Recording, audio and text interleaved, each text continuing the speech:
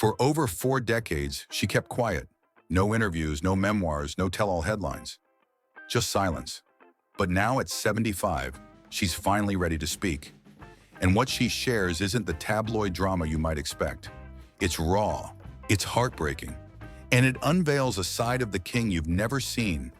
Lonely, fragile, and reaching for something far deeper than fame. This isn't gossip. This is the truth she's carried alone for years. And once you hear it, you'll never look at him the same way again. Before the cameras, the whispers, and the legacy she would one day help protect, Linda Thompson was already a force of nature in her own right.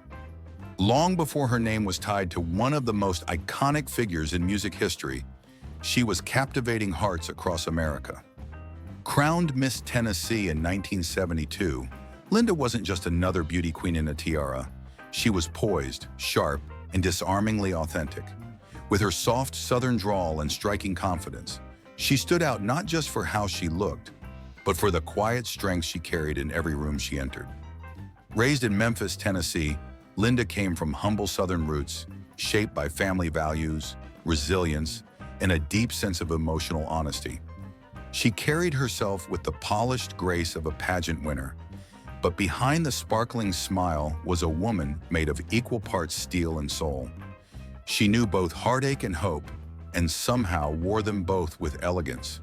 There was a maturity in her that people noticed, something unspoken but undeniable, like she had already lived a dozen lives before most girls her age even found their footing. And Linda didn't stop at pageants. She carved a place for herself in Hollywood, eventually becoming an Emmy-winning songwriter, penning lyrics that echoed the kind of emotional depth she rarely revealed in interviews. She moved between red carpets and recording studios with ease, balancing the glamour of celebrity with the gravity of real creative work. But behind every spotlight was a chapter she rarely discussed, one that held a story far more personal, intimate, and unforgettable than the public ever knew. And now, after all these years, she's finally ready to tell it. It was a warm July night in Memphis when fate quietly changed the course of 2 lives. Linda hadn't even planned to be there. A friend had invited her last minute to a private movie screening, the kind of quiet, exclusive event where stars hid from the spotlight rather than chased it. The room was dimly lit, filled with hushed voices and the scent of popcorn and expensive cologne. And then he walked in. The air shifted. Everyone noticed. But while others leaned forward, eager to bask in the glow of his presence, Linda stayed still. She watched, not with awe, but with curiosity. She didn't see the headlines or the legacy. She saw the exhaustion in his eyes. There was something about him that night, something different. Beneath the famous swagger and practiced charm was a man who looked worn, almost translucent with fatigue. Not just tired from the road or the fame, but soul-weary. He wasn't surrounded by bodyguards or screaming fans. He was just a man stepping into a room, looking for something unnamed. Linda didn't chase him. She didn't try to impress him. She simply existed in his presence, calm and unshaken, like someone who understood that the loudest things in life often go unsaid. When their eyes finally met, it wasn't electricity, it was recognition. That night, they talked until the sun began to rise. No scripts, no masks. Just 2 people exchanging truths in the quiet hours when the world had gone to sleep. He spoke to her, not like a superstar, but like a man who had run out of places to hide. Stories about his childhood, his fears, his mother, the ache of getting older. They poured out of him like he'd been holding them in for years. And Linda, instead of flinching or idolizing, simply listened. Not to the fame, not to the legend, but to the soul behind it all. That night, a connection was born, one that would hold its breath in silence for decades, until now. Moving into Graceland felt, at first, like stepping into a living fairy tale. The mansion shimmered with gold records on the walls, the sound of music drifting through the air like magic dust. Every hallway whispered stories of glory, and every room was a shrine to success. To outsiders, it was paradise, a place where fame never slept and the king reigned eternal. But behind the velvet curtains and glittering chandeliers, the truth was far more complex. Graceland wasn't just a home, it was a fortress, and some nights it felt more like a prison. Linda quickly discovered that life inside those walls was not defined by luxury, but by quiet, unspoken sorrow. She became more than a girlfriend. She was his anchor, his nurse when the nights got too long, his shield when the pressure pressed too hard. He rarely slept. When he did, it was restless and haunted by dreams that left him sweating and gasping for air.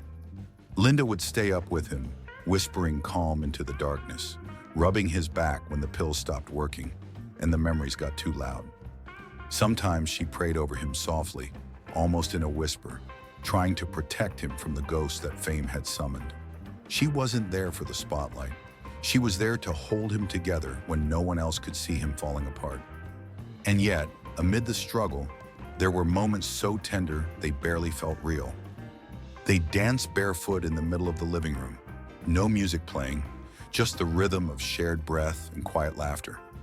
Sometimes they'd sit in silence watching old movies, his hand resting gently in hers like a child needing comfort. There were nights when he let his walls fall completely, opening up in a way only she ever saw. In those fleeting hours, Linda glimpsed the man beneath the legend, the vulnerable heart, the fragile soul. And even then, surrounded by riches, it was those raw, unpolished moments that shimmered brightest. Moments that would one day become her most sacred memories. For years, the world wrote its own version of her story. Whispers echoed through the halls of fame, that she left for a bigger spotlight, that she traded love for ambition, that she simply couldn't handle the pressure of loving someone larger than life. The rumors painted her as someone who walked away from greatness, but none of them were true. Linda never corrected them. She let the world believe what it wanted because defending herself meant reopening wounds she had spent years trying to close.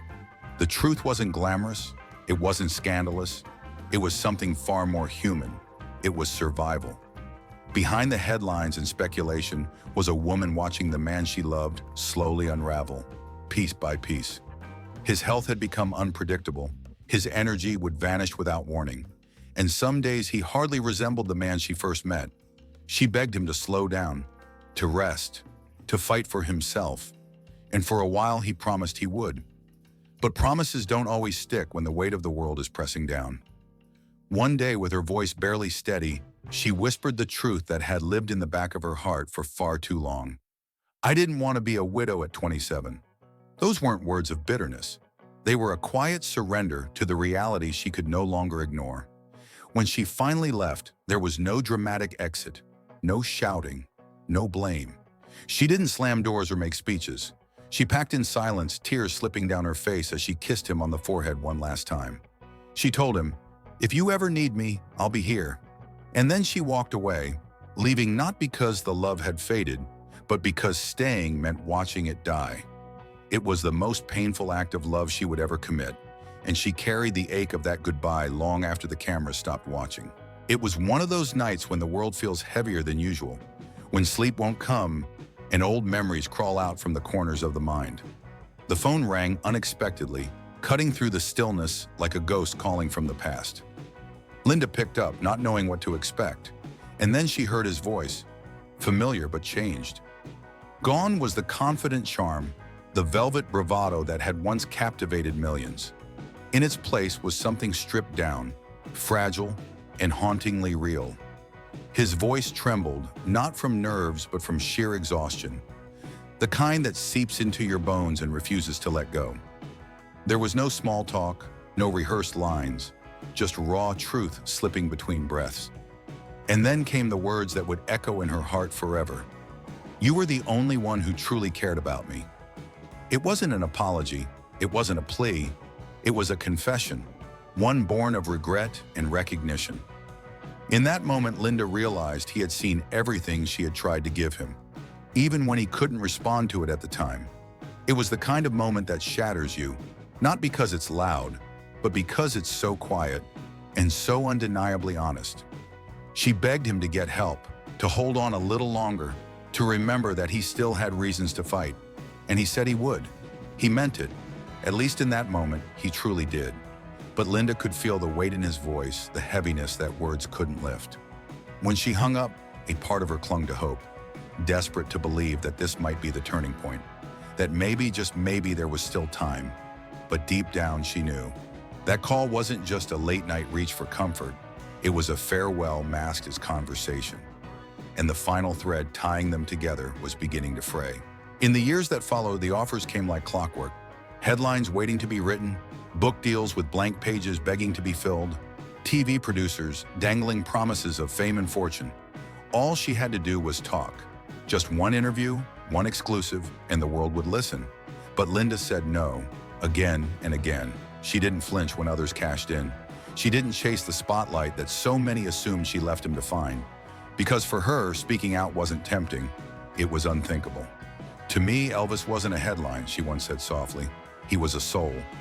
And that soul, as brilliant and broken as it was, deserved more than to be dissected for profit. While others fed the public's appetite for gossip and myth, Linda chose to carry the truth in silence. She guarded his memory with a reverence that few understood, not because there were no stories to tell, but because the ones worth telling were too sacred to sell. Her quiet wasn't absence, it was devotion. For Linda, silence was never about shame or secrecy. It was an act of love, a promise she made not just to him, but to herself. She had seen him at his highest and held him through his lowest. And through it all, she knew that preserving the dignity of their story meant keeping parts of it locked away from the world. She didn't need to prove she loved him. She already had. In the quiet, in the shadows, away from flashing lights and rolling cameras, she gave him something more valuable than fame. Her loyalty, unspoken, unbroken, unforgettable. After decades of silence, Linda Thompson finally found her voice. Not on a talk show stage or in a tabloid interview, but in the pages of a memoir. In 2016, she released A Little Thing Called Life, a title as understated and intimate as the stories it held inside. It wasn't written to expose or to shock. There were no scandalous revelations, no bitterness laced between the lines. Instead, what she offered was something far more rare: compassion. In a world obsessed with tearing legends apart, Linda chose to paint a portrait of humanity. Her recollections weren't dressed up with drama. They flowed gently, like someone sorting through treasured letters in a shoebox. Each memory held with care. She didn't write to blame or to defend herself. She wrote to remember. And in remembering, she brought to light the truth of a man the world thought it already knew.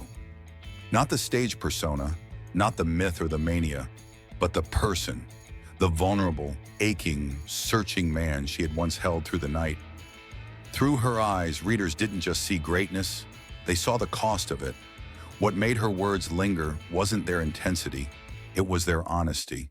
She described him as both divine and broken, full of contradictions and complexities. He was gentle and tormented, radiant and weary, larger than life, yet quietly afraid of being forgotten. And through all of it, she never let go of the love, not even once. In giving the world her version of him, Linda didn't rewrite history. She simply filled in the empty spaces with truth, the kind that only someone who had truly seen him could ever tell. In the quiet corners of Graceland, away from the flash bulbs and the roaring crowds, they would dream together. Soft, secret conversations spoken in the hush of early morning or the stillness before sleep. He'd talk about a different kind of life, one far removed from the chaos that had come to define him. A slower rhythm, a place in the countryside where he could wake up with no schedule, fish by the river, write songs when inspiration struck, and raise another child in the kind of peace he'd never known. It wasn't fantasy, it was hope. And in those rare moments, stripped of fame, he sounded like a man just trying to catch a glimpse of something that still felt real. But as deeply as he longed for peace, fear ran just as deep. It crept in when the lights went down and the applause faded. He confided in her, not just about the weight of his fame, but about what would happen when it was gone. He feared being forgotten, feared that people would remember the bloated image, the tabloid headlines, not the music, not the magic. The thought of being reduced to ridicule terrified him more than death itself. And perhaps in a way, that's what he feared most of all. Dying surrounded by people who loved the idea of him more than the person he truly was. So before she left, he asked for just one thing. No theatrics, no demands. Just a quiet, trembling request that she carried with her for decades. Don't let them make me into a joke. He said it with eyes that had seen too much, a voice nearly lost to exhaustion. It wasn't a plea for legacy, it was a cry for dignity, and Linda promised. She didn't shout it, didn't write it down. But in the years that followed, when others sold stories and diluted the man into a myth, she stood firm. That promise became her mission. Not to glorify, not to defend, but to protect what was left of the man he truly was. Even now, after all these years, Linda still finds her way back to Graceland. She doesn't announce it. There are no public appearances, no media alerts, or carefully curated social media posts. She arrives quietly without a trace of the spotlight that once followed her every step.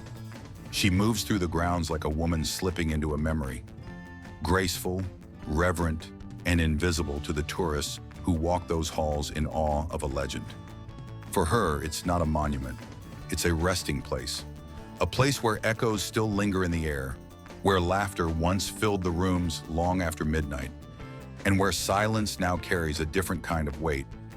Each time she visits, she brings flowers, not for the world to see, not for a photo op, but for him, not the icon, not the king, but the man she once danced with, barefoot in the living room, the man who whispered his fears into her hands late at night. She leaves the bouquet in a quiet spot, one he used to love. It's not about mourning, it's about remembering the warmth of a touch, the softness of his smile, the way he looked when no one else was watching. In those moments, Linda isn't visiting a legacy. She's simply saying hello to someone who never really left her heart. Because love, as she's come to understand, doesn't end with time or distance or even death. It shifts. It lingers in different forms, in memories and melodies, in places you return to when no one's looking. As she once said with a small, knowing smile, love doesn't vanish, it just changes shape. And hers, after all these years, still walks beside her, quietly, faithfully, like a promise never broken. Linda Thompson never set out to rewrite a legacy. She wasn't interested in changing the way the world saw him for the sake of reputation or revision. What she did was far more profound. She gave his story back its soul. In a world obsessed with spectacle, she returned him to something deeper, something real. She peeled away the layers of fame, excess, and myth, not to expose him, but to remind the world that behind every towering figure is a human being, full of contradictions, vulnerability, and quiet beauty. Through Linda's eyes, we don't just see the legend we've all heard about. We see the man, the one who laughed in the kitchen at his own jokes, who feared being forgotten more than being misunderstood. The man who longed for peace, who carried the weight of the world on his shoulders, and who sometimes needed to be held more than he needed to be praised. Her memories didn't come polished or staged. They came raw, soft-edged, and deeply personal. And in telling them, she didn't protect an image. She honored a life. In the end, it's her words that stay with us, not because they're dramatic, but because they're honest. He was human, she once said, and that's what made him divine. With that simple truth, she did more than speak. She healed. She didn't ask the world to idolize him. She asked us to understand him. And through her quiet strength and unwavering grace, Linda Thompson helped us all see what we had nearly forgotten, that behind the music, behind the legend, was a man simply longing to be seen. If this story moved you, we'd love to hear from you. What part of Linda's journey resonated most with you? Do you think her silence was an act of love or something more? Share your thoughts and reflections in the comments below. And if you found value in this story, don't forget to like, share, and subscribe for more powerful untold stories that deserve to be remembered. Your support helps keep these voices alive.